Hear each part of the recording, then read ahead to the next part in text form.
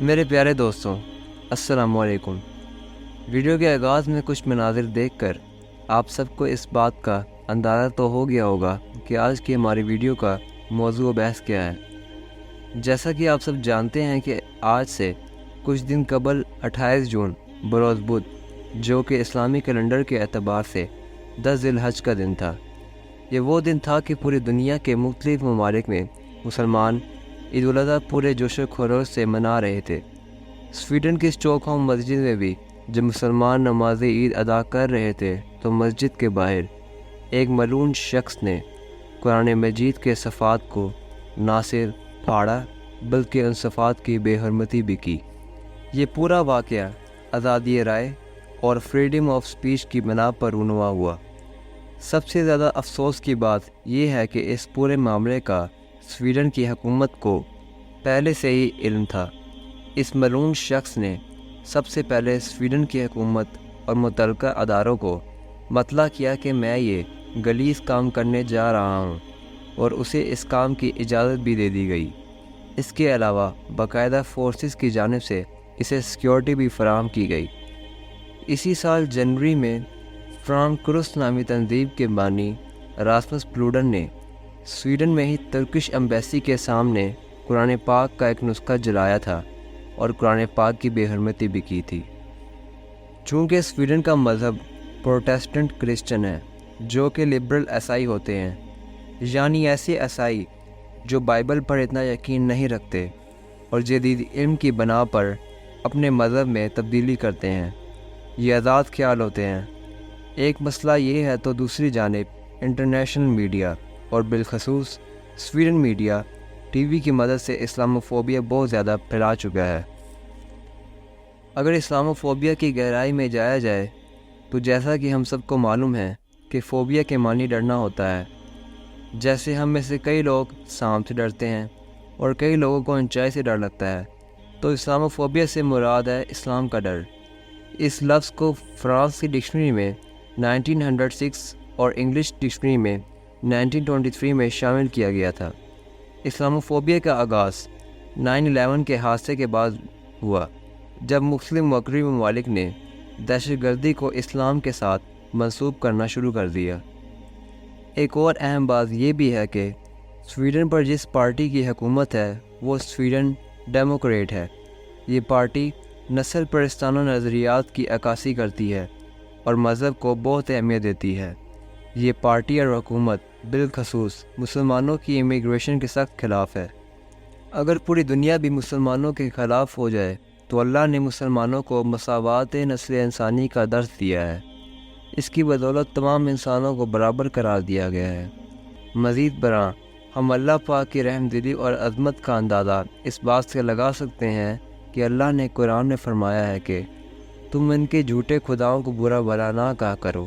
اگرچہ اللہ کو اس بات کا علم بھی ہے کہ ان کے خدا جھوٹے ہیں، لیکن اس نے پھر بھی مسلمانوں کو درس دیا ہے کہ انہیں جھوٹا نہ کہو اور ان کے مذاہب کی تذلیل نہ کرو، تاکہ اس وجہ سے ان کے جذبات کو تکلیف نہ پہنچے اور یہ لوگ بدلہ لینے کی خاطر تمہارے خدا اور تمہارے دین کو برا بھلا کہیں۔ لیکن یہ بدبخت لوگ اسی خدا کے کلام پاک کی بے حرمتی بھی کرتے ہیں۔ قرآن پاک کو جلانا مسلمانوں کے لیے کوئی عام بات نہیں ہے۔ مسلمان کبھی بھی اس عمل کو برداشت نہیں کر سکتے۔ اگر مسلمان اس چیز کے خلاف احتجاج کرتے ہیں تو یورپی ممالک اسے اسلام دہشت گردی یا اسلاموفوبیا کا نام دے دیتے ہیں۔ وہ لوگ اس چیز کو نہیں دیکھتے کہ وہ مسلمانوں کے جذبات سے کھیل رہے ہیں۔ ہمارا یہ ایمان ہے کہ یہ کتاب اللہ کی ہے، اور ہمارا ایمان ہے کہ اس پوری کائنات کا خالق و مالک صرف ایک اللہ ہے۔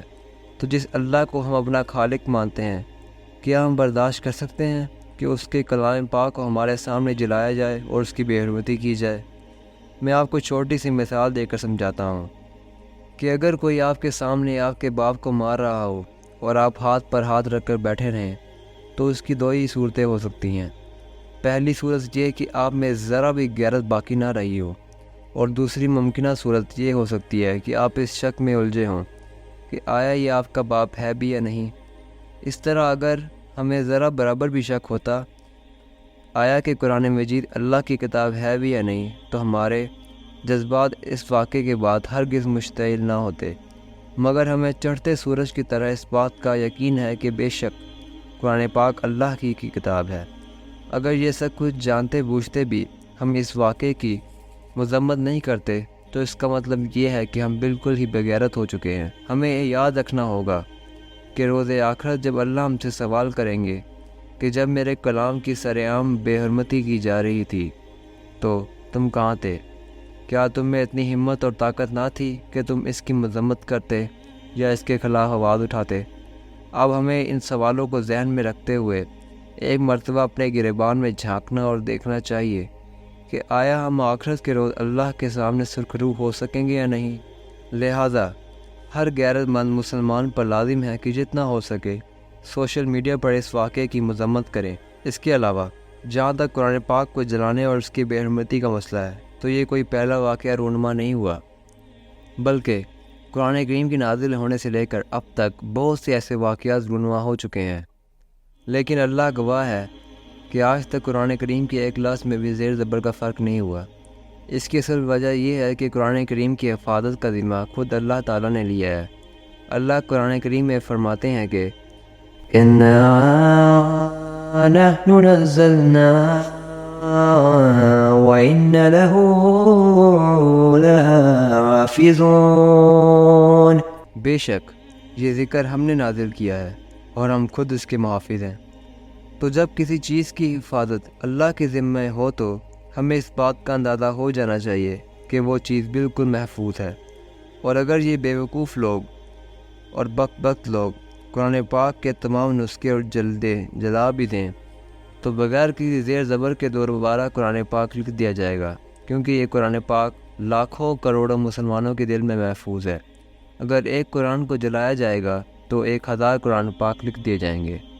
آخر میں ہمیں یہ عہد کر لینا چاہیے کہ قرآن پاک کی حرمت پر کبھی بھی کوئی ضرب نہیں آنے دیں گے۔ اسی کے ساتھ مجھے اجازت دیں۔ اگر یہ ویڈیو آپ کو اچھی لگی ہو تو ہماری ویڈیو کو لائک اور شیئر کر دیں اور ہمارے چینل دا فیکٹ لسٹ کو سبسکرائب کر دیں۔ انشاءاللہ اگلی ویڈیو اور نئے موضوع کے ساتھ آپ سے پھر ملاقات ہوگی۔ تب تک کے لیے اللہ حافظ۔